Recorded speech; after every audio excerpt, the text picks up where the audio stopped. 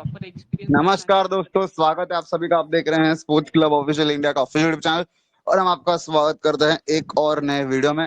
तो आज हमारे लिए काफी स्पेशल दिन होने वाला है। जैसे कि आप सभी जानते हैं कि हम लोग ब्लाइंड क्रिकेट को लगातार कवर कर रहे हैं, लेकिन पहली बार हम किसी एडमिनिस्ट्रेटर के साथ हम यहाँ पे जुड़ने वाले हैं। और हमारे साथ इस शो में जो हमारे स्पेशल गेस्ट होने वाले हैं वो है लवली सर, सीएबीडी के वाइस प्रेसिडेंट हमारे साथ जुड़ चुके हैं। सबसे पहले बहुत बहुत स्वागत और धन्यवाद लवली सर आपका हमारे शो में आने के लिए।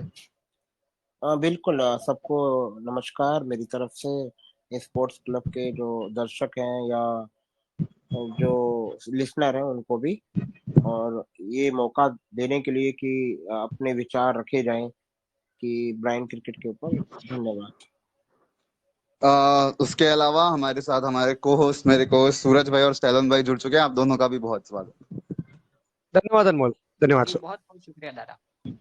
शुरू करते हैं और बात करते हैं पूरे के पूरे शो पे थोड़ा डिटेल में बात करेंगे कि क्या ब्लाइंड क्रिकेट की स्थितियां हैं, क्या परिस्थितियां है, लवली सर के लिए कितना प्रॉब्लम रहा है शुरू से लेके एडमिनिस्ट्रेशन में क्या क्या कमियां नजर आती हैं। हम ब्लाइंड क्रिकेट इन जनरल बात करें तो लवली सर शुरू करते हैं। और सबसे पहले स्टर्लन भाई आपसे सवाल की शुरुआत करेंगे, क्या पूछना चाहेंगे पूछिए लवली सर से।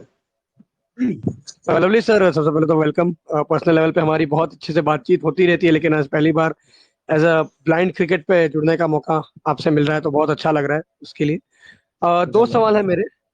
एक पहला सवाल है कि जब आप आए पहली बार एज अ वाइस प्रेसिडेंट तो आपने क्या कमियां देखी दिल्ली क्रिकेट में जो आपने भरने की कोशिश करी, और दूसरा एडमिनिस्ट्रेटर होते हुए जमीन पे रहना कितना जरूरी होता है एक एडमिनिस्ट्रेटर के लिए। ये दो सवाल है मेरे आपसे।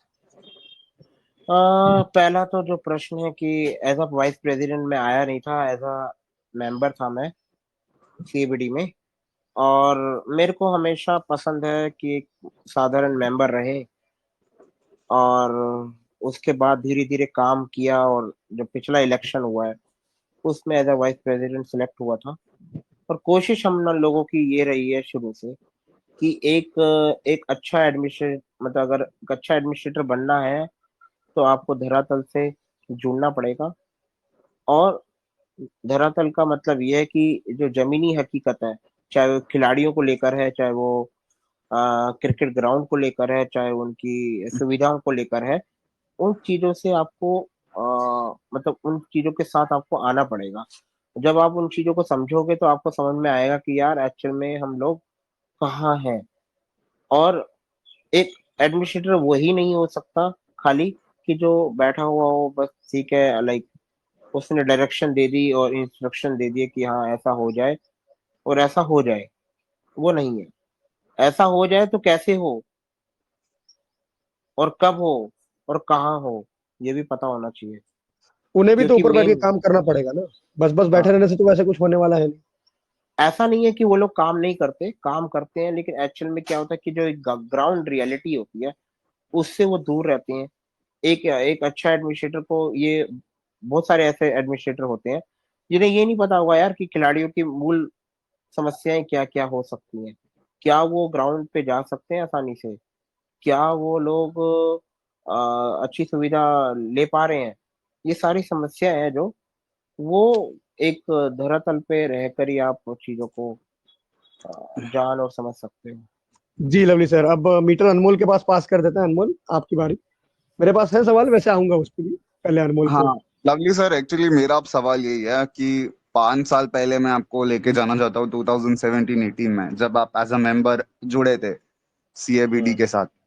तो जब नागेश ट्रॉफी में फर्स्ट ईयर टीम आई और नागेश ट्रॉफी का ये नया फिनोमेना रहा, ये सब स्टार्टिंग में उतना ज्यादा सेटिस्फैक्टरी परफॉर्मेंस नहीं रहा, उतना ज्यादा संतोषजनक। हालांकि ठीक ठाक परफॉर्मेंस, जैसा कि आपने जब हम आफ्टर शूट कर रहे थे पिछले वाला वहां पे बोला था कि ठीक ठाक था, लेकिन उतना भी सेटिस्फैक्टरी परफॉर्मेंस नहीं नजर आया। तो स्टार्टिंग में क्या फॉल्टर या क्या कमियां, क्या आपको प्रॉब्लम्स दिखी थी, उसके बाद किस किस तरीके से आपने उनको इम्प्रूव करने की कोशिश की, ये मेरा सवाल है। देखो 2017-18 के आसपास जब नागेश ट्रॉफी इंट्रोड्यूस हुआ, और उसी समय मेरा आना हुआ, थोड़ा थोड़ा सा पहले मैं जुड़ा था। तो हम लोगों ने यही यही चीज हमेशा नोट की है कि एक जो गैप होता है वो जो गैप है खिलाड़ी और एक बोर्ड के बीच में, उस गैप को कोशिश की कि कम किया जाए। खत्म तो नहीं हो पाता, खत्म होना भी नहीं चाहिए, कुछ गैप तो बना रहना भी चाहिए, बट उस गैप को कम करने की कोशिश की। और वो कम करने की कोशिश इसलिए की गई कि एक्चुअल रियलिटी पता चल पाए, ग्राउंड रियलिटी पता चल पाए कि एक्चुअल में खिलाड़ी को कहाँ समस्या है। पहला जो नागेश ट्रॉफी था, उसमें हम लोग, मुझे जो याद है, शायद हम क्वार्टर फाइनल तक पहुंचे थे, लेकिन अ, हमारा क्वार्टर फाइनल में परफॉर्मेंस उस तरीके का नहीं था जिस लेवल पे हम खेलकर पहुंचे थे।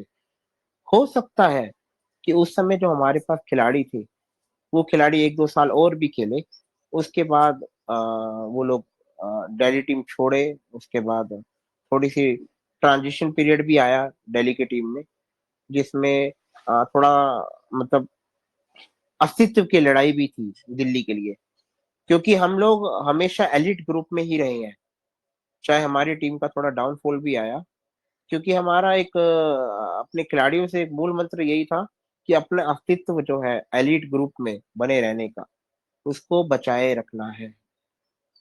जब आप ये सब चीज़ें मोटिवेट करते हो प्लेयरों को, और खाली मोटिवेट ही नहीं करना होता, पहले उस गैप को कम करना पड़ेगा। आपको प्लेयर को ये बताना पड़ेगा कि लाइक मैं आपके साथ हूँ, आप क्या करना चाहते, कैसे करना चाहते वो बताएँ। और वो भी नहीं पता तो वो भी हम बताएँगे, लेकिन साथ में हूँ आपके, हम लोग आपके साथ हैं। तो प्लेयर को जब वो चीज़ समझ में आती है तो वो अपने अस्तित्व के लिए भी, जो वो हमारे हम सबका अस्तित्व था उसमें, तो उन्होंने एलीट ग्रुप में कभी भी डिसअपॉइंट किया नहीं। और चाहे हमारे पुराने प्लेयर रहे हों, चाहे हमारे नए प्लेयर रहे हों, जो अभी खेल रहे हैं, एक-एक प्लेयर का अपना-अपना योगदान रहा है, और उन्हीं प्लेयरों की वजह से बोर्ड का अस्तित्व बना हुआ है। बिल्कुल, जैसे कि आपने कहा था लवली सर कि आपकी जो टीम है दिल्ली में जब आपने स्टार्टअप किया था 2017-18 में और आप क्वार्टर फाइनल में पहुंचे थे, तो एज द वाइस प्रेसिडेंट कैसा आपको फील हुआ और बाद में मतलब बॉयज का रिएक्शन कैसा था? क्वार्टर फाइनल जब बेशक क्वार्टर फाइनल में परफॉर्मेंस अच्छा नहीं रहा, लेकिन फिर भी क्या फील किया उस वक्त आपने? नहीं, मैं अच्छा फ़ील ही किया, थोड़ा डिसअपॉइंट तो होते हैं हम लोग, और वो होना भी चाहिए।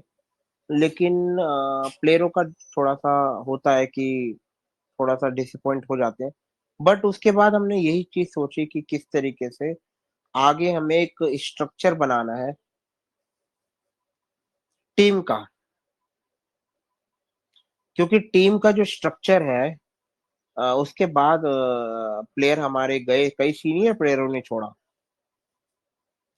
एक टाइम तो बहुत टफ टाइम चल रहा था दिल्ली का, जिसमें हमारे पास सीनियर प्लेयर की कमी पूरी-पूरी थी। सीनियर प्लेयर जैसे कि अकबर या बाल मुकुंद जी हमारे, या साथ ही साथ पिंटू, तो प्लेयरों की कमी थी, सबका जाना। बट हमारे पास जो, हमने हमेशा कोशिश की है कि प्लेयर को तुरंत आपको कैसे इमीडिएटली उसको उसकी वैल्यू बताकर उसका आउटकम कैसे निकाला जाए, क्योंकि वो उसको बताना पड़ेगा कि आपकी वैल्यू क्या है इस टीम में, या आपकी वैल्यू आपके लिए कितनी इम्पोर्टेंट है। लवली भाई, एक क्वेश्चन है। जैसे गौतम गंभीर ने बीच में इंटरव्यू दिया था, वो जैसे रियल क्रिकेट के लिए था कि इंडिया में प्लेयर ज्यादा बड़े होते हैं ना कि टीम बड़ी होती है, तो क्या ब्लाइंड क्रिकेट में भी ऐसा कुछ है, स्पेशली इन दिल्ली टीम, कि क्या ऐसा है कि ये प्लेयर अंडररेटेड है, ये प्लेयर हमारा स्टार है? ऐसा तो नहीं कि ऐसा है, क्योंकि मैं समझता हूँ कि सारे प्लेयर एक समान होते हैं। आ, ये जो बायसनेस है प्लेयरों को लेकर कि कोई अच्छा है, कोई अंडररेटेड है, हम लोगों ने पिछले 3 सालों में, ये चीजें हमारे यहाँ भी थी, लेकिन हम लोगों ने ये पिछले 3 सालों में, 2.5-3 सालों में, कोविड के बाद जितने भी हमारे अ, नागेश हुआ है, उसमें हमने पूरी कोशिश की है कि इस चीज को खत्म किया जाए। खत्म नहीं तो कम तो किया ही जा सकता है, और प्लेयरों को उसकी वैल्यू बताई गई। हमारे प्लेयरों में और हमारी टीम में एक अलग कल्चर चलता है, और वो कल्चर ये भी था कि अभी जैसे कैप्टन है मनीष, और अभी 12वीं के एग्जाम दिए हैं इस बार।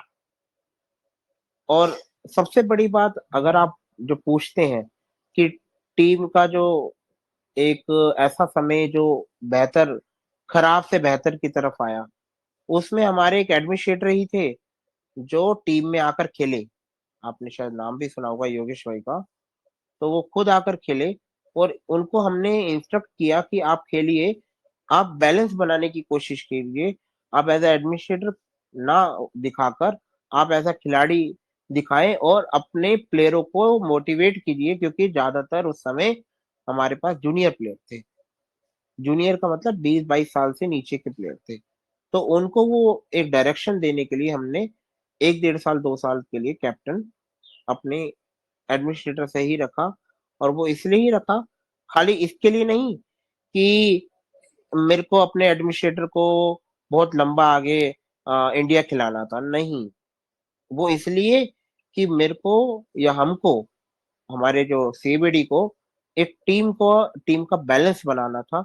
इसलिए उस एडमिनिस्ट्रेटर को हमें टीम में डालना पड़ा।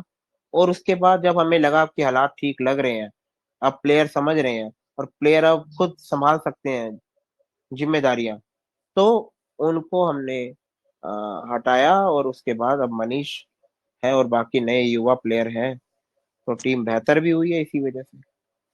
तो उसके अ, रिजल्ट्स लवली भाई, उसके रिजल्ट्स हमने खुद देखे नागेश ट्रॉफी में, जिस तरह से टीम एफर्ट दिखाया है। स्पेशली राजस्थान वाला गेम मुझे अच्छे जी से याद है, जब 149 का स्कोर, लो स्कोर आपने डिफेंड किया था। टीम एफर्ट दिखता है, वो जिस तरह से आप लोगों ने फाइट दी है टफ सिचुएशंस में। इवन प्लेयर्स देखे हमने, आलोक, अजय, जैसे टीम एफर्ट, मनीष जैसे आपने बोला, ये सारे प्लेयर्स इकट्ठा आके इतना अच्छा परफॉर्मेंस दे रहे हैं। योगेश भाई को आपने बात की, मैं आपके कोच सर के बारे में स्पेशली हाईलाइट करना चाहता हूँ, क्योंकि उन्होंने भी काफी, मतलब जिस तरह से डेडिकेशन दिखाया है थ्रू आउट, बंसल सर ने, क्या मतलब, क्या डेडिकेशन जिस तरह से उन्होंने दिखाया है, उनका कितना बड़ा रोल रहा है इस पूरे के पूरे थ्रू आउट दिस, आप ये 2-3 साल के टाइम पीरियड में। काफी रोल रहा है।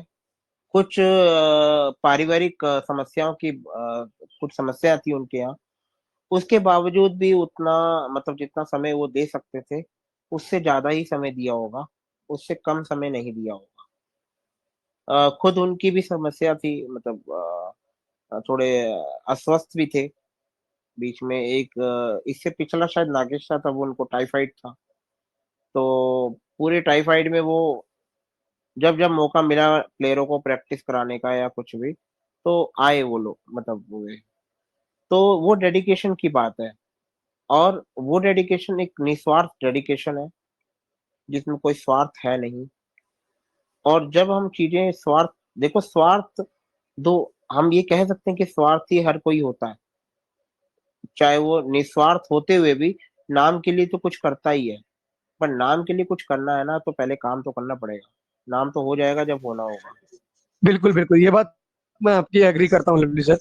लेकिन एक बहुत ही तीखा सवाल आपसे ये करना है कि दो सवाल है वैसे। प्लेयरों की सिक्योरिटी जो टीम में क्या वो अश्योरेंस उनको मिलती है कि यार तू चाहे कितना भी खराब कर ले, लेकिन तुझे ये एन नंबर ऑफ मौके, मतलब शायद जो आईपीएल में होता है 14 मैचेस है तो तुझे 14 मैच पूरे मिलेंगे, चाहे तू खराब कर ले, लेकिन एक परफॉर्मेंस उसकी ऐसी आ जाती है कहीं ना कहीं कि वो अपनी जगह पक्की करने की ओर बढ़ा लेता है। क्या वो सिक्योरिटी है प्लेयरों के लिए? और दूसरी ब्रॉडकास्टर्स को लेके है कि क्या आप प्लानिंग कर रहे हैं कि दिल्ली क्रिकेट भी ब्रॉडकास्ट किया जा सके? क्योंकि टीवी पर यार हम रियल क्रिकेट, ये मतलब जो साइडेड हुई क्रिकेट है वो बहुत देखते हैं, लेकिन मैं दिल से चाहता हूँ कि ब्लाइंड क्रिकेट भी आगे बढ़े और उतनी ही तेजी से आगे बढ़े जितना हमारा क्रिकेट बढ़ रहा है। नहीं, बिल्कुल ठीक है आपकी बात।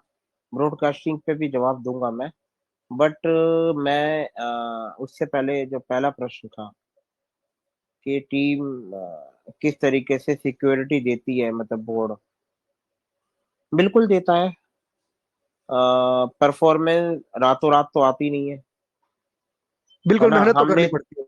हमने तो बहुत सारे एक्सपेरिमेंट किए हैं, और वो एक्सपेरिमेंट हमारे कई बार सफल भी हुए और कई बार नहीं भी हुए। और हमें अपने प्लेयरों पे भरोसा है। अगर हम कोई प्लेयर हमारा बाहर भी बैठता है अब, तो वो दुखी नहीं है। उसको पता है यार टीम हमारे अच्छा, मतलब टीम को अच्छा करना चाहिए। प्लेयर तो तभी ज़्यादा खुश रहता है कि टीम भी अच्छा कर रही है और वो भी बाहर बैठा हुआ हो बेशक, लेकिन कोई बात नहीं। वो आपस में जो कम्युनिकेशन है ना प्लेयरों का इस समय, वो ज़बरदस्त है। आपस में ग्रुपिज़्म नहीं है इस समय, वो भी आपको कहीं न कहीं नुकसान देता है। क्या प्लेयरों बात के है। बीच में जो ग्रुपिज़्म जब बन जाता है, तो वो कितनी भी अच्छी टीम हो, वो ग्रुपिज़्म का शिकार हो जाती है। लेकिन अभी जो हमारे पास जो प्लेयरों का ग्रुप है, इसमें ग्रुपिज़्म नहीं है और लवली भाई, वही ब्रॉडकास्टर्स वाली बात ग्रुपिज़्म तो हटाना। ब्रॉडकास्टर्स वाली बात तो हम एंड में करते हैं। ग्रुपिज्म पे भी काफी सारी डिटेल में बात कर लेंगे। बेसिकली उससे पहले मुझे एक चीज है जिस पर हाईलाइट करना है। One of the front runner association है आपकी एसोसिएशन, जिसने विमेंस क्रिकेट को, मतलब ब्लाइंड विमेंस क्रिकेट को प्रमोट किया है लाइक थ्रू आउट 5-6 साल से, जितना जब से आप एडमिनिस्ट्रेशन में आए हो तभी से हमने देखा है विमेंस क्रिकेट में बहुत सारा, मतलब बाकी लोगों ने भी किया होगा लेकिन मैंने जितना देखा है आपने फ्रंट रोल प्ले किया, जिसमें थ्रू आउट आप दिखते हो, नजर आते हो।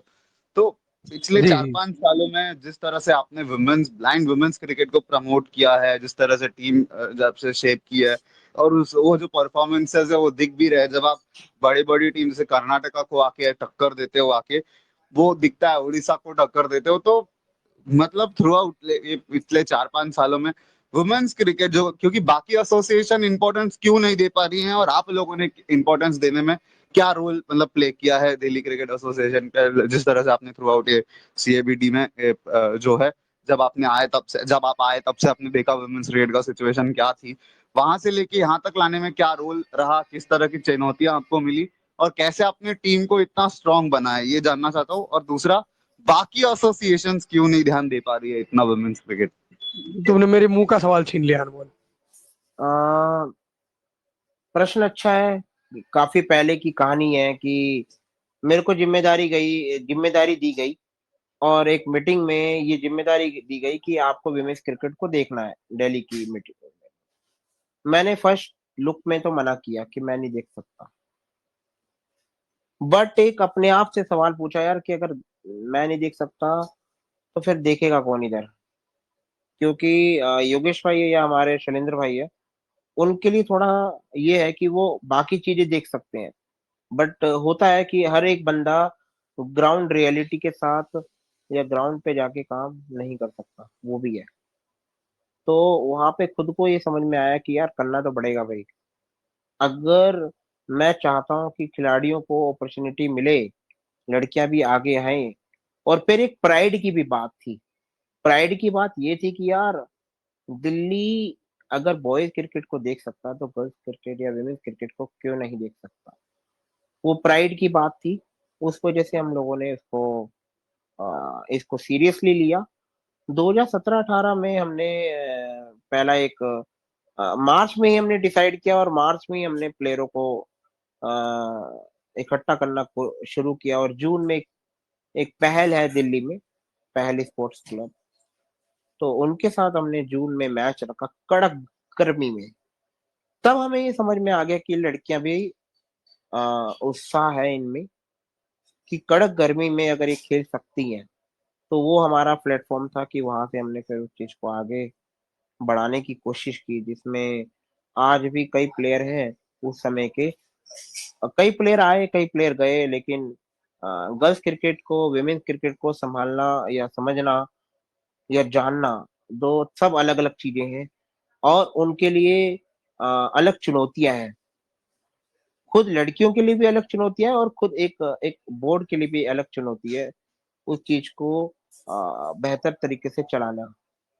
हम लोगों ने कई बार इस चीज़ को नोट किया है कि 17-18 में जब हमने कराया उस चीज़ को और 18 में हमने पहली बायलैटरल स्टेट की, जो कि मुझे याद आता है दिल्ली वर्सेस झारखंड, विमेंस का हमने कराया और उसमें हमने कभी भी ना आउटकम पे ज़्यादा ध्यान नहीं दिया। आउटकम मतलब कि हमारा विन लॉस, वो तो एक पार्ट है गेम का।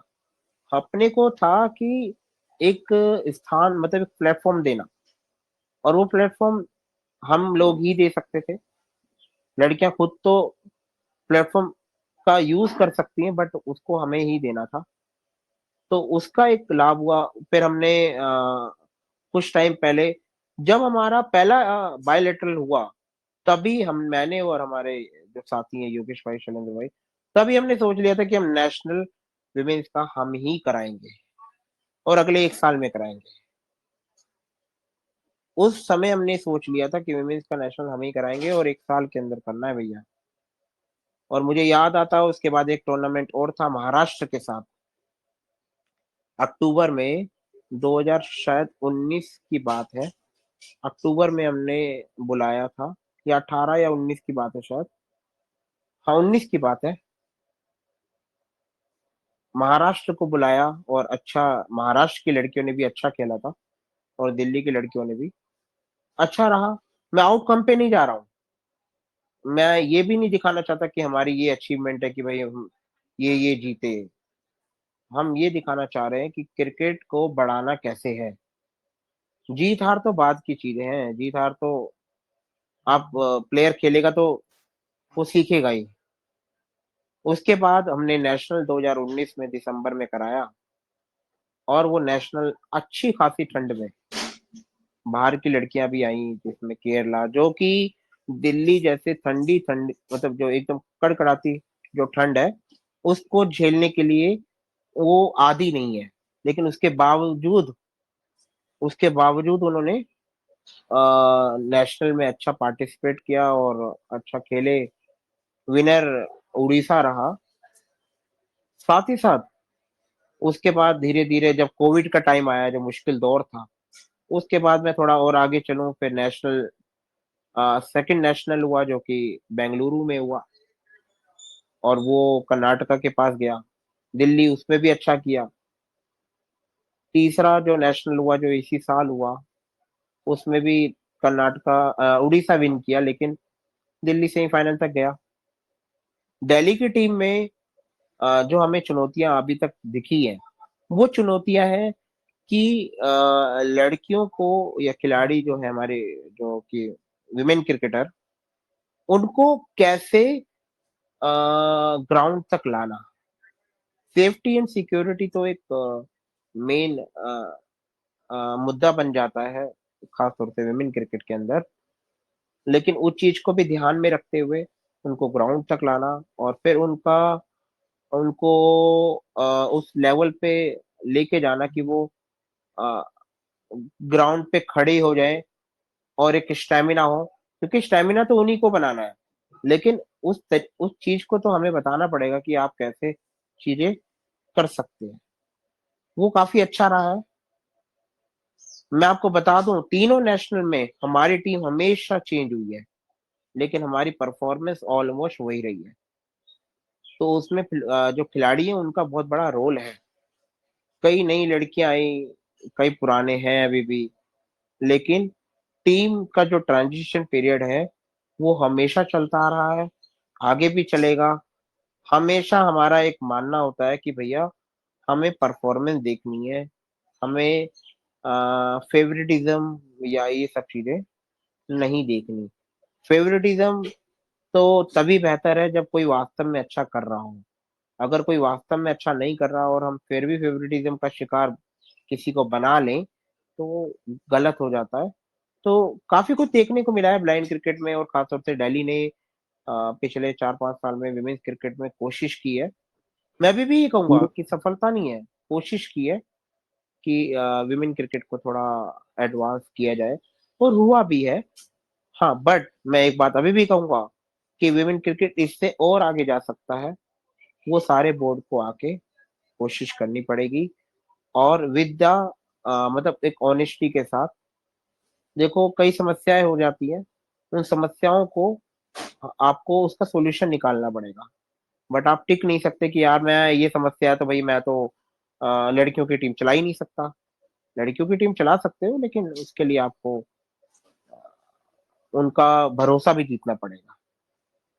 काफी सारे टॉपिक्स एड्रेस किए हैं लवली भाई आपने इसी एक क्वेश्चन में। मेरा सवाल ये है कि कोविड के बाद जब नागेश ट्रॉफी आपने होस्ट किया है, ये जो जब दिल्ली में जो नागेश ट्रॉफी हुई थी प्रोबेबली, कितना ज्यादा बड़ा चैलेंज वो था थ्रू आउट दिल्ली, जो नागेश ट्रॉफी आपने मतलब होस्ट की, उसके बाद आके मतलब सारी टीमें आना है, ये सब चीजें मैनेज करना, उसके बाद जिस तरह से वो, मुझे लगता है कि सबसे ज्यादा हाईलाइटेड नागेश ट्रॉफी भी रही। धीरे धीरे वो जो हाईलाइट, मीडिया का अटेंशन, उसके बाद अरुण जेटली स्टेडियम में फाइनल होना, बैंगलोर के मतलब चिन्ना स्वामी के बाद शायद दूसरा स्टेडियम बना जहाँ पे हमने फाइनल्स खेला है, इंटरनेशनल ग्राउंड, तो कितना स्पेशल था वो। हाँ नहीं बिल्कुल, बहुत बड़ी चीज थी उसमें। हमारे जो शैलेंद्र भाई है, उन्हीं की वो देन थी, क्योंकि उन्होंने ही उस नागेश ट्रॉफी को दिल्ली में लिया। हमने मना भी किया कि बहुत बड़ा चैलेंज हो जाएगा हमारे लिए, क्योंकि विमेन्स क्रिकेट उतना उनको मतलब अ, संभालना थोड़ा आसान भी है, उतने प्लेयर कम है थोड़ा, है ना। बट ये वाला, जहाँ पर आपको 6-6 ग्राउंड चाहिए और प्लस आपको ट्रैवलिंग चाहिए, और एकोमोडेशन तो चलो वो तो आपको देना ही है, वो तो अलग चीज है। बट ट्रैवलिंग ज्यादा से ज्यादा हो जाएगी। बट उन्होंने कहा कि नहीं यार, करना पड़ेगा अपने को। और हम लोगों ने फिर कोशिश की कि हम इस चीज को कर पाए। और सबसे बड़ी बात मैं यही कहूंगा कि दिल्ली में जो नागेश हुआ, नेशनल हुआ, या हम लोगों ने पहला विमेन्स का नाइट मैच भी कराया है, दिल्ली वर्सेस गुजरात। अगर आप लोगों को याद हो, पिछले साल अक्टूबर में, तो टालकटोरा स्टेडियम है जो अपना दिल्ली में, वहां पे मैच हुआ था। तो हम लोगों ने बहुत कोशिश की है कि चीजें बेहतर हो सके। और ब्रॉडकास्ट पे भी मैं जवाब दूंगा थोड़ी देर में। वो अच्छा प्रश्न है, क्योंकि उस पे मैं भी बहुत मुझे चिंतित लगता रहता है कि हूँ। हमें एंड में इशू करना चाहिए, वो सब्जेक्ट है कि उस चीज को हम थोड़ा ब्रॉडकास्ट को एंड में रखे तो बेहतर रहता है ना, किसी भी हाँ टॉपिक में। लेकिन जितने भी प्रॉब्ली इम्प्रूव है ना, वो जितने भी इम्प्रूवमेंट हम देख रहे हैं, वुमेन्स क्रिकेट हो या फिर ये हो, ये सच में एक सराहनीय बात है कि दिल्ली क्रिकेट उसके लिए आगे आया है। वैसे तो आपने एक बात अच्छी कही ना कि आउटकम मैटर नहीं करता, जो दिन ब दिन अगर इम्प्रूव हो वो मैटर, इम्प्रूव आउटकम तो मिलेगा जब इम्प्रूव होगा तब, वही मैटर करता है। और ये बात मुझे सबसे एक्चुअली मैं लवली सर बिल्कुल आउटकम, और जिस तरह से आपने बात की इम्प्रूवमेंट, मैं एक डोमेस्टिक इंफ्रास्ट्रक्चर की तरफ आना चाहता हूँ अभी।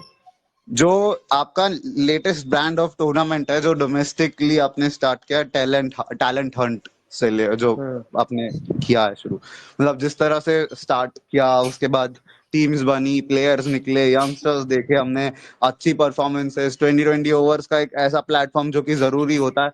मतलब हमारे यहाँ पे भी एसोसिएशंस है, जो हमारा, जैसे मैं पर्टिकुलरली बात करूँ तो बहुत सारे एसोसिएशंस है जो डोमेस्टिक टूर्नामेंट उस लेवल का लेती है, लेकिन फिर भी वो जो आउटरीच होनी चाहिए, या वो जो 20-20 ओवर का क्रिकेट होना चाहिए, और एकदम फेयर कंपटीशन, साथ में जब पूरा बैकिंग, और मतलब सभी प्लेयर्स को इक्वली सब में डिवाइड करना, वो हमारे यहाँ पे नहीं होता। इक्वली डिवाइड करना इज नथिंग। हमारे इधर तो आपने 7 रीजन से 7 टीम बना ली और आप आके खेल लिए, वो होता है। लेकिन जिस तरह से आपने प्लेयर्स को इक्वली डिवाइड किया, मतलब जूनियर प्लेयर्स को भी एक्सपीरियंस देना, एक्सपोजर देना, वो जो ब्रांड ऑफ क्रिकेट है, मुझे उस बारे में जानना है कि किस तरह से पेपर में इस टूर्नामेंट को प्लान किया गया और फिर एग्जीक्यूशन किस तरह से रहा। देखो, इसमें हम लोग क्या करते हैं कि प्लेयर, जब टूर्नामेंट हम ये लाए हैं पिछले साल अप्रैल में, पहला सीजन था और इस बार दूसरा सीजन था। पिछले सीजन में कुछ कमियां थी कि कुछ समय की वजह से हमें ओवर कट आउट करने पड़ते थे। बट इस बार हमने पहले से ही सोच लिया था कि टाइम मैनेजमेंट हम करेंगे, और पूरे 20 ओवर का ही मैच रखेंगे। क्योंकि मेरा मानना है कि मैं फॉर्मेट से कॉम्प्रोमाइज नहीं कर सकता। मैं इसमें विश्वास नहीं करता कि भाई वो छोटी टीमें हैं, वो टीमें छोटी हैं तो उसके ओवर कट आउट कर दो। नहीं, उसको भी उतना ही मौका मिले 20 ओवर खेलने का। अगर दो बड़ी टीमों को 20 ओवर खेलने का मौका मिल रहा है, तो दो छोटी टीमों को भी मौका मिलना चाहिए पूरे 20-20 ओवर खेलने का। तो वो मेरा एक इंटेंशन था। हम लोगों का वो इंटेंशन रहा है बोर्ड का शुरू से। और वो इंटेंशन की वजह से हम लोगों ने इस बार पूरा, अगर आपने फॉलो किया होगा, यूट्यूब पे भी हमने कोशिश की कि इसको लाया जाए सारे। पिछली बार हमने सिर्फ फाइनल किया था, इस बार हमने कोशिश की कि सारे मैच हम करें। और कोशिश ये ज्यादा जरूरी थी कि चीजों को किस तरीके से प्लेयरों की परफॉर्मेंस बाहर जाए, और साथ ही साथ परफॉर्मेंस बाहर ना जाए, प्लेयर, नए नए प्लेयर आए। हाँ, आपने बोला कि इनको बांटना इक्वली लेवल पे। हमने क्या किया है कि बहुत ज्यादा जो सीनियर प्लेयर है, जो पिछली बार खेल रहे थे, उसको उन सारे प्लेयरों को हमने उनका मेंटोर बना दिया उन टीमों का, ठीक है? और जो थोड़े उससे जूनियर थे उनको हमने टीम में ही रखा। फिर कैप्टन हमने उस तरीके का सोचा जो हम आगे फ्यूचर में सोचते हैं। क्योंकि आप जब प्रेज़ेंट में कुछ भी कर रहे हैं तो आप फ्यूचर के बारे में ज़रूर सोचना पड़ेगा आपको। कभी भी आपका डाउनफॉल आ सकता है, कभी भी आपका कोलैप्स हो सकता है, तो उस समय आप क्या करेंगे? तो उस चीज़ को ध्यान में रखते हुए कैप्टन बनाए जाते हैं और उसी चीज़ को ध्यान में रखते हुए मेंटर भी बनाए जाते हैं। मेंटर हमें इसलिए बनाने हैं क्योंकि हम उन प्लेयरों को और वो सारे प्लेयर ज़्यादा 20 साल से ऊपर के थे भी नहीं, 20-22 साल के रहे होंगे या कोई हो रहा होगा 24-25 साल का भी एक आधा। बट हमारी पूरी कोशिश रही है कि उनको मेंटरशिप से उनको भी कुछ सीखने को मिले, कि वो कैसे प्लेयरों को डील करते हैं। क्योंकि हम एक लेवल बनाना चाहते हैं, एक स्ट्रक्चर बनाना चाहते हैं जहाँ पर हम ही खाली हम ना रह जाएँ। प्लेयर का भी वो एक समय आए जहाँ वो भी ये कह सके कि हमारा भी रोल है इस टीम के अंदर। क्या बात है लवली भाई, मतलब बेशक ये एक चैलेंज जरूर रहा होगा, लेकिन चैलेंज को जिस तरीके से आपने हैंडल किया वो मतलब एक सराहनीय बात है। और आपको बहुत बहुत बधाई कि अब ये बहुत अच्छी तरह से परफॉर्मेंस निकल कर आ रही है दिल्ली की। बिल्कुल, बिल्कुल, और धन्यवाद। एक और है लवी भाई, जिस तरह से आपने बोला कि आउटरीच बढ़ानी है, यूट्यूब पर आपने डाला, सब कुछ हुआ। मतलब लास्ट ईयर जब ये मेरे को याद है फर्स्ट सीजन जब हुआ था, लिमिटेड था। मतलब हम लोग कैसा है, जैसे मुझे तो हमें तो खबर चाहिए रहता है तो हम इधर उधर से देखते हैं। मुझे जब ये न्यूज मिली थी तो मैंने इसको ऐसा कैजुअल लिया, अरे ठीक है किसी और एक एसोसिएशन ने अपना एक टूर्नामेंट बना लिया है। वो तो होता ही रहता है, कितना डोमेस्टिक क्रिकेट हमने देखा है, लोकल टूर्नामेंट्स ब्लाइंड क्रिकेट के होते ही रहते हैं, ये सीन है। पर जिस तरह से इस साल जिस लेवल पे आपने उसको ब्रांड ऑफ क्रिकेट बना दिया और आगे बढ़ा और जितना सब कुछ रहा, ये साल जैसा कि आपने बोला कि फॉर्मेट के साथ कॉम्प्रोमाइज नहीं हुआ। हमने देखा है कि काफी ब्लाइंड क्रिकेट में, इवन नागेश ट्रॉफी में भी अगर आप देखें तो फॉर्मेट के साथ कॉम्प्रोमाइज किए जाते हैं कि टाइम मैनेज हो जाए। वर्ल्ड कप सेमीफाइनल्स तक में आपको ये सीन देखने मिला है, तो ये क्या इतनी बड़ी कमी कैसे है हम में कि हम फॉर्मेट के साथ कॉम्प्रोमाइज कर रहे हैं जस्ट बिकॉज ऑफ हमको इन टाइम मैच खत्म करना है। और जो नाइट वाला गेम का आपने इन्वॉल्वमेंट बोला कि रात को हम क्यों नहीं ब्लाइंड गेम्स करा सकते, रात में क्यों नहीं, क्या प्रॉब्लम है। तो जिस तरह से वो जो इनिशिएटिव जो तालकटोरा स्टेडियम में आपने गुजरात वाला गेम आपने बोला उसके बारे में, तो मैं ये बोलना चाहूंगा कि उन उस चीज पर आप थोड़ा सा जरूर नाइट वाले गेम पे कि हम किस तरह से इनोवेशन करके, क्योंकि रात में अगर गेम्स होंगे तो ज्यादा लोगों तक, क्योंकि रात में लोग ज्यादा फ्री होते हैं, दिन में तो जॉब्स और सब कुछ होता है, लेकिन रात में लोग ज्यादा फ्री होते हैं। रात में हमारी जो ब्लाइंड क्रिकेट की रीच है वो ज्यादा बढ़ सकती है, और ब्रॉडकास्टर्स भी हमारे पास तभी आएंगे ना जब रात में जब गेम स्टार्ट हो, और उनको जब लोग देखे तभी तो उनको वो टीआरपी मिलेगी और सब कुछ होगा। तो मैं यही बोलना चाहता हूँ, दोनों इस टॉपिक पे थोड़ा सा आप दोनों टॉपिक दोनों जो मेरे सवाल है उस पर आप थोड़े थोड़ी प्रकाश डाले, ये जानना चाहता हूँ मैं। देखो वैसे भी नहीं, पहली बात, तालकट वुमेन्स क्रिकेट हुआ है, वुमेन्स क्रिकेट वो भी नाइट में, कोई हाँ, आसान बात। मेंस क्रिकेट क्यों नहीं हो सकता, मेरा यही जानना है। बिल्कुल। अभी कुछ समय पहले हरियाणा ने भी एक डे नाइट सीरीज़ कराई है और वो गुजरात, हरियाणा और उत्तराखंड और तेलंगाना 4 स्टेट खेल रहे थे। तो धीरे-धीरे चीज़ें तो हो रही हैं। अब मैं थोड़ा-सा जाता हूँ आपके जो प्रश्न थे और भी, कि नाइट मैच जो डे नाइट मैचेज़ हैं या इसका क्यों चलन नहीं है? अ, हो सकता है कि बोर्ड इसको बहुत लाइटर मतलब हल्के तौर पे लेता हो, बट इसमें बढ़ोतरी की जा सकती है। आपको ग्राउंड देखो, ग्राउंड का जो अवेलेबिलिटी है, वो तो आपको दोनों टाइम में दिक्कत है। दिन में भी दिक्कत होगी, रात में भी होगी। बट एक नाइट मैचेज़ की एक एडवांटेज यही है कि भई लोगों के पास समय होता है, लोग देख सकते हैं। लेकिन देख तो सकते हैं, लेकिन हमें वो देखने के लिए देखने के लेवल जो होगा, उसके लिए हमें प्लेयरों में और अपने आप में प्रोफेशनलिज़्म लाना पड़ेगा, जो हम लोगों में नहीं है। ये कड़वी बात है। और प्रोफेशनलिज़्म किस तरीके का? कि मान लो आपकी व्यूअरशिप बढ़ रही है, आपको लोग देखने आ रहे हैं, तो आप इस चीज़ की यूज़्ड टू हो, बी वन भी यूज़्ड टू हो कि वो नॉइस में खेल सके। हमें प्रोफेशनलिज्म लाना पड़ेगा, हमें इस तरीके का भी प्रोफेशनलिज्म लाना पड़ेगा कि जो ओवर है, ओवर रेट है, उस पे काम करें। हम प्लेयरों को किस तरीके से ट्रेन करें, हम प्लेयरों को ट्रेन नहीं करेंगे तो प्रोफेशनलिज्म आएगा ही नहीं। प्रोफेशनलिज्म की कमी है हम में भी और प्लेयरों में भी। वो जब ठीक हो जाएगी तो आपको ब्रॉडकास्टिंग भी दिख जाएंगी।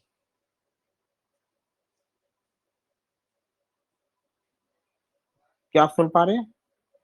जी बिल्कुल, बहुत सही बात कही आपने लवली सर। ये कितनी भी कड़वी बात हो, लेकिन ये है तो सच में कि प्रोफेशनलिज्म की कई मायने में कमियां तो है। वो कैसे सुधारेंगे ये बाकी बोर्ड और दिल्ली सीएबीडी को भी देखना होगा। वैसे आप क्या मेरा कर रहे सवाल हैं इन सब? हाँ, बोलो बोलो अनमोल भाई, बोलो क्या? जी, मेरा सवाल एक्चुअली ये है कि डिसिप्लिन वाइज, मतलब डिसिप्लिन वाइज जिस तरह से अभी सैलन भाई, सॉरी मैंने आपका बात, आप थोड़ा सा इस पे बात कर लेना। जो मेरा सवाल है एक्चुअली काफी जरूरी है, जैसे आपने बोला प्रोफेशनलिज्म और नॉइस में खेलने का यूज टू होना, ये शायद क्या हमने हैबिट डाला है, एडमिनिस्ट्रेशन ने हैबिट डाली है कि यार अगर आपने क्राउड किया तो B1 नहीं खेल पाएंगे और समथिंग, कि यार आवाज नहीं आई तो ये इट्स लाइक आवाज, हाँ इंपॉर्टेंट कंपोनेंट है गेम का। इवन हमने देखा कि फुटबॉल इतना ज्यादा आउटरीच है ब्लाइंड फुटबॉल का, वहां भी सबसे ज्यादा बहुत ज्यादा ये प्रॉब्लम नजर आई है कि नॉइज है तो वो खेल नहीं पाते हैं एक्चुअली। ठीक है, वहां पे तो मैं एक्चुअली समझ सकता हूँ क्योंकि वहां पे वर्बल कम्युनिकेशन भी काफी जरूरी है, ब्लाइंड क्रिकेट में भी है। लेकिन अगर हम ब्लाइंड क्रिकेट में बात करें तो जो की कंपोनेंट है क्राउड के नॉइस का वगैरह, ठीक है, थोड़ा इन्वॉल्वमेंट तो बढ़नी चाहिए। और दूसरी चीज है कि डिसिप्लिन वाइज कि एडमिनिस्ट्रेटर्स में भी डिसिप्लिन आए और प्लेयर्स में भी खेल के लिए डिसिप्लिन आए, ये कितना जरूरी है। नहीं, मैं उसी की बात कर रहा था कि वो जो प्रोफेशनलिज्म है ना, वो प्रोफेशनलिज्म विद द मतलब एक डिसिप्लिन के थ्रू ही आ सकता है। क्योंकि अगर हम डिसिप्लिन नहीं है हम लोगों में तो प्रोफेशनलिज्म आएगा ही नहीं। और आपका एक प्रश्न और था कि जो कटआउट शटआउट, मतलब जो कटआउट किए जाते हैं ओवर वगैरह, वो नागेश में भी देखने को मिलता है और वो बड़े लेवल पे भी। नागेश में क्या लवली भाई, नागेश तो चलो ठीक है, छोटा समझ लो आप, वर्ल्ड कप सेमीफाइनल में भी 18-18 ओवर के गेम कराते हो तो इमेज बहुत खराब जाती है उससे। अगर दूसरा लोग देखेंगे वहां पे, अगर किसी ने स्कोर कार्ड देखा, आई पर्सनली फील, क्योंकि जिस तरह से हमने भी कवर किया, पूरा वर्ल्ड कप कवर किया थ्रू आउट स्क्रैच से लेके, तो काफी सारे नॉर्मल लोगों के साथ जब इंटरेक्शन कर रहे थे, जो साइटेड लोग थे उनसे इंटरेक्शन कर रहे थे अबाउट क्रिकेट, काफी लोगों ने एक चीज बोली कि यार ये चीज मुझे नहीं समझ आती कि क्या है आप लोग ये जो 18-18 ओवर्स के गेम करते हो, कि क्या एक तो इतना ज्यादा जरूरी होता है 4-4 घंटे के, आप नहीं कर पाओगे ओवर, या इतना वो सीन होता है। मैं करने के आपको लिए बताता हूँ ये लोग पता नहीं कि जो, क्यों नहीं।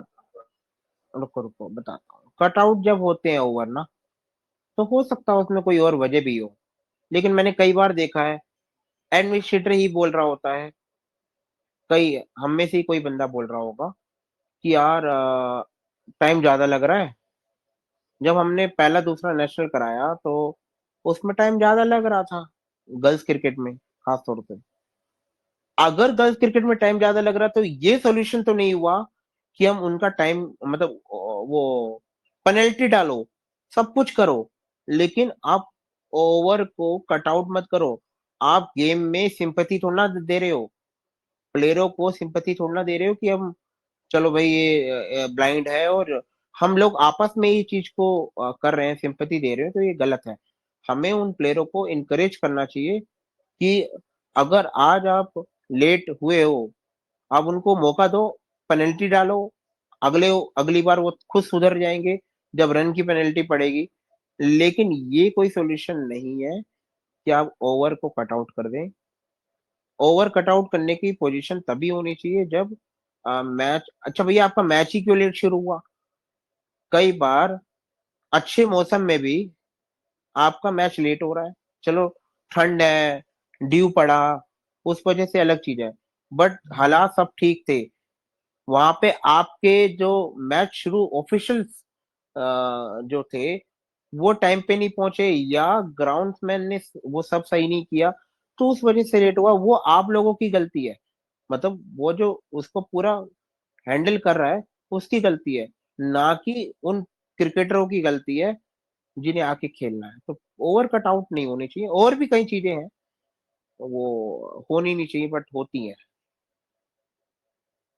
ये मौसम का वगैरह एक बार समझ में आता है यार, लेकिन ये जो डिसिप्लिनरी ग्राउंड के रीजंस हैं या फिर ये प्लेयर कुछ लेट पहुंचे जी इसलिए हम ओवर कट आउट कर रहे हैं या टाइम मैनेज नहीं हुआ, ये तो सच में नहीं होना चाहिए वैसे। और वर्ल्ड एक्चुअली मेरा एक सवाल है पर लवली भाई, वर्ल्ड कप से जुड़ा ही है। वर्ल्ड कप में आप देख रहे हैं, मैं मुंबई के जितने भी गेम्स हुए थे वहां पे हम लोगों ने लाइव कवर किया था। 2 ही गेम्स खेले गए थे मुंबई में।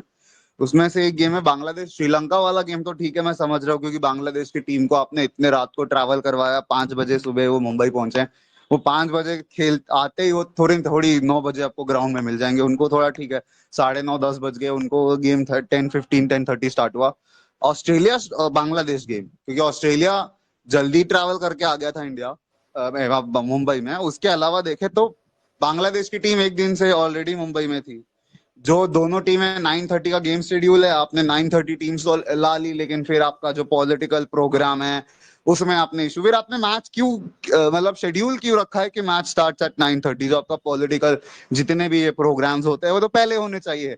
ये चीजें मुझे काफी ज्यादा इश्यूज लगते हैं। आप क्या एड्रेस करना चाहेंगे कि जब आप कुछ ऐसे प्रोग्राम शेड्यूल कर रहे हो, जैसे कि पॉलिटिशियंस को आप गेस्ट के रूप में बुला रहे हो कि आप पीआर को रेस कर सको इसमें, तो इसमें भी अगर जब आप इस सब को कर रहे हो तो ये क्या शेड्यूल में इंक्लूडेड नहीं होना चाहिए कि भाई ठीक है 9:30 अगर हम गेम स्टार्ट करें तो 9 बजे अगर प्रोग्राम स्टार्ट कर दे, और अगर हम 9:30 गेम स्टार्ट नहीं करने वाले तो फिर हम क्रिक हीरोज जैसा प्लेटफॉर्म है, इतना बड़ा प्लेटफॉर्म है, लोग आप शेड्यूल देख रहे हैं 9:30 एट स्टार्ट वहां पे लिखा रखा है, तो लोग 9:30 को ट्यून करेंगे ना, वहां पे देखेंगे गेम येट टू स्टार्ट, क्या है ये? तो ये क्या जरूरी है कि हम लोग को इस सब चीजों पर थोड़ा गौर करना चाहिए कि इस लॉजिस्टिक्स कैसा हो, लॉजिस्टिक्स में इंप्रूवमेंट आए, शेड्यूलिंग में इंप्रूवमेंट आया, और एडमिनिस्ट्रेशन में जिस तरह से आपने बोला कि इंप्रूवमेंट कितना जरूरी है इस सब चीजों के रिगार्डिंग। अनमोल, ये जो पॉलिटिकल प्रोग्राम की जो तुम बात कर रहे हो ना, अगर पॉलिटिशियन खुद लेट भी होता है तो मैच खत्म होने के बाद या फिर इनिंग ब्रेक में ये प्रोग्राम किया जा सकता है। वैसे कितना मिनट लगता है इसमें? मैच खत्म होने के बाद करवा लो ये प्रोग्राम। देखो मैं आपको बताता हूँ ना, साइटेड क्रिकेट है, वहाँ प्रोग्राम होते हैं, सब कुछ होता है, लेकिन एक स्टैंडर्ड है। स्टैंडर्ड ये है कि अगर 9:30 मैच शुरू होना है ना, मान लो भाई आ, कोई पॉलिटिकल लीडर आया वहां और कोई अच्छा फंक्शन होने वाला है उस ग्राउंड में, साइटेड क्रिकेट की बात कर रहा हूँ मैं, तो वो लोग क्या करेंगे, या तो 9:30 से पहले चालू करेंगे या इनिंग ब्रेक पे फैसिलिटेट कर देंगे। ठीक है, ये होता रहा है, बट वो एक स्टैंडर्ड तरीका है। बट यहाँ पे वो चीजें कमी है उसकी। पर मैं वही आपको, मैंने पहले ही आपको उसका जवाब दे दिया है कि प्रोफेशनलिज्म नहीं है हम लोगों में। वो जब तक नहीं आएगा तो हम कभी भी ये बात नहीं कह सकते कि ब्लाइंड क्रिकेट सुरक्षित हाथों में है। एक चीज और है, कई कई लोगों में यहाँ पे ये सीन है कि लीगली क्या सिचुएशन है इंडिया के साथ, क्योंकि काफी सारी अथॉरिटीज है जो क्लेम करती है कि यार हम एडमिनिस्ट्रेट करेंगे ब्लाइंड, वो तो कंट्रोवर्शियल पार्ट है थोड़ा सा।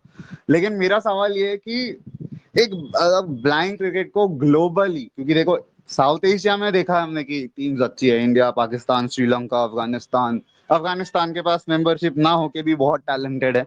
उनके पास अभी मेंबरशिप नहीं, फिर भी जो उनके डोमेस्टिक मतलब जो प्लेयर्स है जो असेंबल होके खेलते हैं, जितना भी हमने देखा है, वो साउथ एशिया में उनके पास तो टैलेंट ऑफ कोर्स रहेगा। नेपाल की टीम देखी है।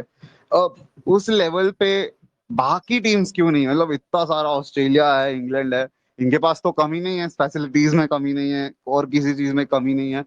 तो ग्लोबल इंपॉर्टेंस मिलना ब्लाइंड क्रिकेट को कितना ज्यादा जरूरी है अगर हम उनके डेवलपमेंट पे ओवरऑल देखें तो? मैं ये मानता हूँ कि ग्लोबली आपको उनको आप तभी कुछ कर सकते हो जब, जैसे इंडिया है या पाकिस्तान है, जो ब्लाइंड क्रिकेट में सबसे ऊपर माने जा रहे हैं, तो इनको पहले आगे आना पड़ेगा। अपना क्रिकेट तो चलो ये अच्छा रखेंगे ही, लेकिन जैसे अभी आपने नोट किया होगा, भारत है जैसे, भारत अफगानिस्तान को साइटेड क्रिकेट में अपना होम ग्राउंड देता रहा है और देशों को भी देता रहा है। तो एक जो बड़े लेवल पे उसी की वो जिम्मेदारी बन जाती है कि जो बाकी कंट्रीज हैं, चाहे वो न्यूजीलैंड हो चाहे वो इंग्लैंड हो, उनको आगे बढ़ाना।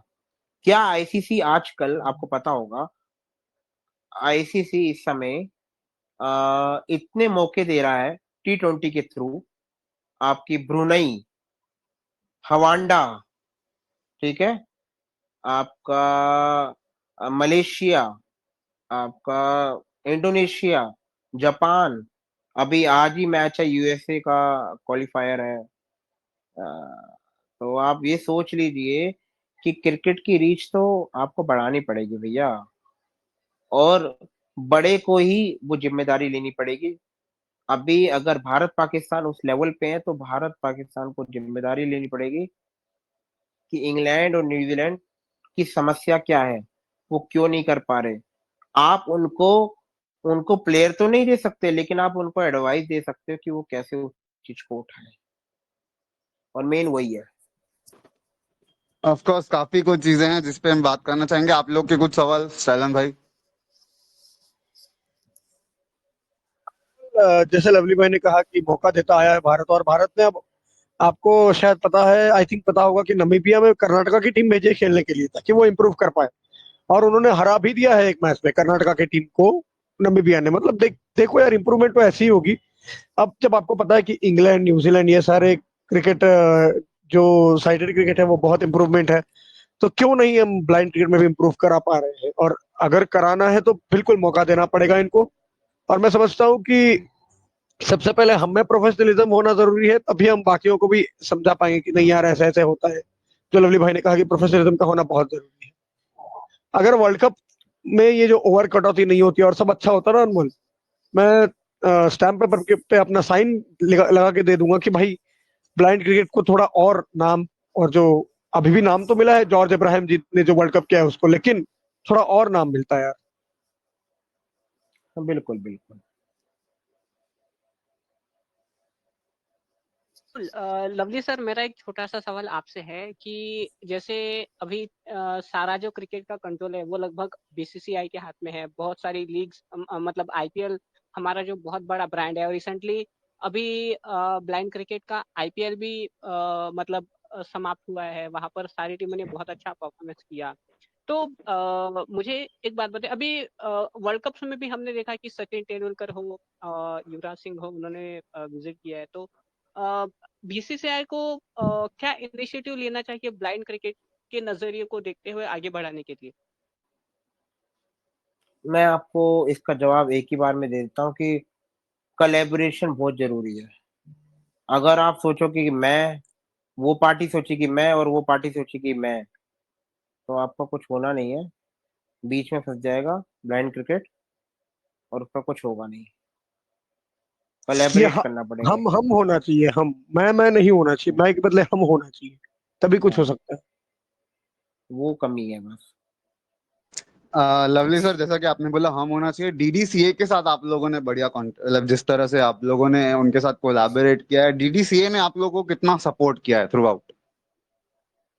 देखो, हम आपको एक ग्राउंड रियलिटी बता दें कि दिल्ली में भी बहुत आसान नहीं रहा है पिछले कई सालों में ग्राउंड को अवेल कराना, और हम लोगों को डीडीसीए से अगर सपोर्ट मिला है, तो उसमें हम लोगों ने उसके लिए पे किया है प्रॉपर।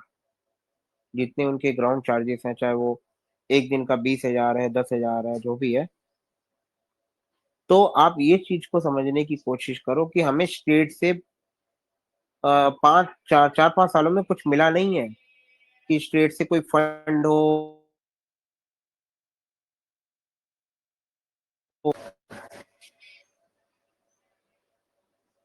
आवाज आ रही है क्या? हाँ जी हेलो। लवली भाई, आप एक बार आप हाँ, रिपीट करें, वो कॉल जो आ गया था स्टेट के मेरा। फंड तक ठीक था। हाँ, फंड तक ठीक था। हाँ। हाँ, तो किस पे बात कर रहे थे हम?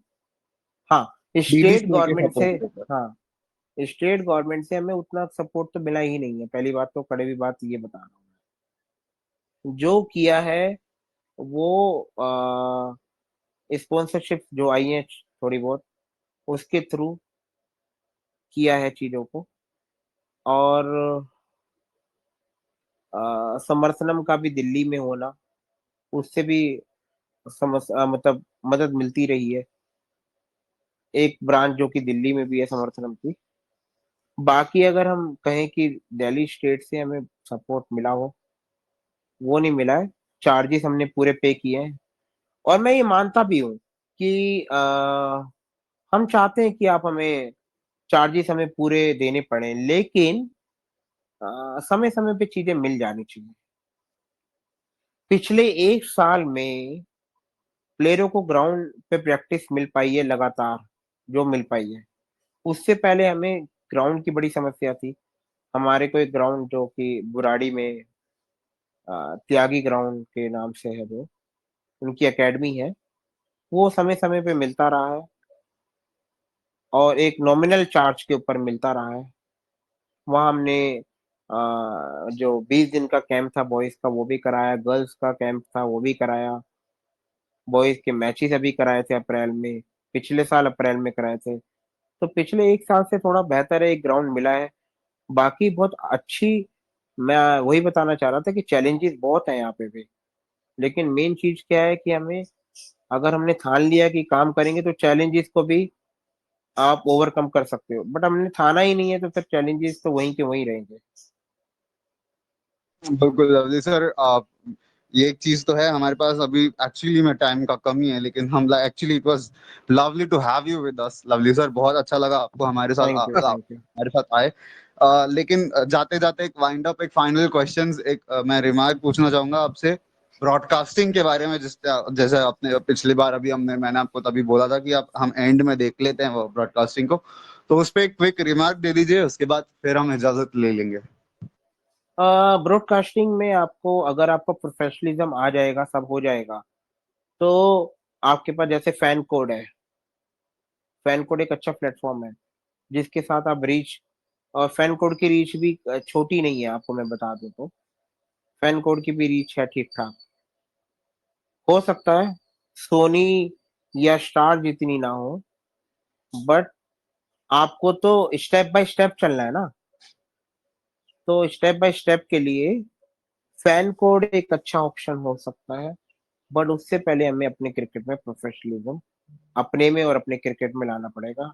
और एक चीज है लवली सर, जो जो फैंटेसी यूजर्स होते हैं, जैसे कि आपने ड्रीम इलेवन सुना होगा, माई इलेवन सर्कल सुना होगा, जो हम ब्लाइंड्स भी बहुत खेलते हैं उस पर। ब्लाइंड क्रिकेट का इंक्लूजन के लिए आप लोगों मतलब एज अ स्टेट एसोसिएशन भी कभी आपने ट्राई किया कि इस इन जो फैंटेसी प्लेटफॉर्म्स है वहां पे, क्योंकि अगर वहां पे, क्योंकि देखिए पैसा, मनी इज इम्पोर्टेंट ना, क्योंकि अगर वो हो जाए, ड्रीम इलेवन, माई इलेवन सर्कल जैसे प्लेटफॉर्मों में अगर ब्लाइंड क्रिकेट के गेम्स अगर आना शुरू हो जाए, अगर हमने स्टेट एसोसिएशन से ही शुरू किया, तो वो लोग भी हमारे गेम्स में इंटरेस्ट लेना स्टार्ट करेंगे, वो भी थोड़ा स्पॉन्सरशिप और इंक्रीज होगा और सब कुछ। तो कभी आपने इनिशिएटिव्स लिया है इस नहीं, सब के चीज के ऊपर? इसका सबसे मैं वही बता रहा हूँ ना, फैंटेसी पॉइंट्स या इन सबका पॉइंट तभी बनता है जब हमारे पास व्यूअरशिप बढ़े। हमारी व्यूअरशिप है नहीं, और व्यूअरशिप आपके, मैं जो बता रहा हूँ ना, फैन कोड वगैरह, इससे आप लेकर आओ, इसके साथ आप कोलैबोरेट करो तो व्यूअरशिप बढ़ेगी। अब आप जो बिल्कुल बताओ आपने अभी फैन कोड के बारे में बोला, फैन कोड भी खुद एक ड्रीम इलेवन का सब्सिडरी प्रोडक्ट है। तो ओए, जब आप फैन कोड को इन्वॉल्व करोगे तो dream eleven of course involve हो जाएगा साथ में आपके। तो ये जो ओए, चीज करनी पड़ेगी क्या आपने कभी स्टेट एसोसिएशन के रूप में कभी ट्राई किया, या आप ट्राई करने का कुछ प्लान कर रहे हो क्या फ्यूचर में? प्लान तो है हमारा, प्लान है हमारा। अभी हम सोच रहे हैं कुछ अगले 1 साल में कुछ एक आधी सीरीज हम, जो कि विमेन की लेने वाले हैं। उम्मीद है जो कि हम इंडिया में पहली सीरीज कोशिश करेंगे कराएं इंटरनेशनली। तो उसमें शायद हम इस चीज को लाएं। क्यों नहीं, हम लोग कहते हैं इस बात को कि प्रोफेशनलिज्म प्रोफेशनलिज्म लाने की कोशिश पूरी की जाएगी, और गर्ल्स क्रिकेट से ही उसकी शुरुआत आपको दिख सकती है। फैन कोड के साथ मेरा थोड़ा कोशिश चल रहा है, लेकिन अभी थोड़ा टाइम लगेगा, लेकिन हम लोग कर रहे हैं उस पे काम। होप जी लवली बहुत सर। बहुत शुक्रिया लवली सर, बहुत बहुत शुक्रिया, आपसे बात करके बहुत मजा आया। हमारे पूरी धन्यवाद। टीम को बहुत मजा आया, और साथ ही जब वीडियो आएगा तो मुझे लगता है व्यूवर्स को भी काफी ज्यादा मजा आएगा आपके उस पूरे के पूरे कॉन्वर्सेशन को सुनने में। तो बहुत अच्छा लगा लवली सर, आप हमारे साथ आए, हमारे साथ जुड़े। आखिरी मैसेज जो हमारे दर्शकों को आप देना चाहेंगे, कुछ हमारे लोग जो हमारे व्यूवर्स हैं उनके लिए कुछ आप मैसेज देना चाहेंगे? मैं तो यही कहूंगा कि आप अगर इस ब्लाइंड क्रिकेट को फॉलो करना चाहते हैं फॉलो जरूर करें। जो इसके लिए काम करता है वो काम भी करे, लेकिन नाम हो जाएगा, काम करें, नाम तो हो ही जाता है, तो वो समय लग ज्यादा जरूरी है। Thank you. बहुत बहुत शुक्रिया बहुत लवली भाई सही जुड़ने लगा के सर, लिए। बहुत बहुत शुक्रिया लवली सर। बाकी लोगों से यही बोलूंगा, नए हो तो भाई चैनल को सब्सक्राइब करो, बेल आइकन को प्रेस कर देना। ब्लाइंड क्रिकेट से रिलेटेड जो भी अपडेट्स है ऑफ कोर्स हम देते रहेंगे। Thank you lovely sir, thank you so much again for joining welcome. Us, और मिलते हैं आपको अगले वीडियो में। तब तक के लिए एक चीज और ये बोलूंगा कि आप लोग जो है हमें पूरी तरह से सब्सक्राइब करके रख लीजिए, ताकि जो भी नोटिफिकेशन आए हम इंटरेस्टिंग इंटरेस्टिंग टॉपिक पे वीडियो बनाते रहेंगे। और ऑफ कोर्स लवली सर, अगर हमारे साथ लवली सर, जैसे लवली सर आए हैं, उन्होंने काम किया है जिस तरह से इस पूरे इंटरव्यू में उन्होंने हमें बोला था कि भाई वो एग्जैक्ट टाइम पे आएंगे, वो आए, हमने बढ़िया इंटरव्यू लिया, एक नंबर सब कुछ हुआ। कुछ बीच में इश्यूज भी आए थे, लेकिन उस इश्यूज के बाद जिस तरह से इंटरव्यू हुआ है, बहुत स्मूथ कॉन्वर्सेशन रहा। तो सबसे पहले अगेन लवली सर बहुत बहुत शुक्रिया आपका, और उम्मीद करते हैं कि जब भी हम मतलब ब्लाइंड क्रिकेट से रिलेटेड बहुत अच्छी अच्छी चीजें daily cricket association for the हम जो CABD है वो करते रहे। और बहुत उम्मीद करते हैं कि आप लोग ही मतलब फ्रंट रनर्स है, जिस तरह से आपने सब कुछ किया। बहुत अच्छा लगा लवली सर आपके साथ बात करके, बहुत बहुत शुक्रिया आपका आने के लिए। Thank you. धन्यवाद लवली सर। Thank you.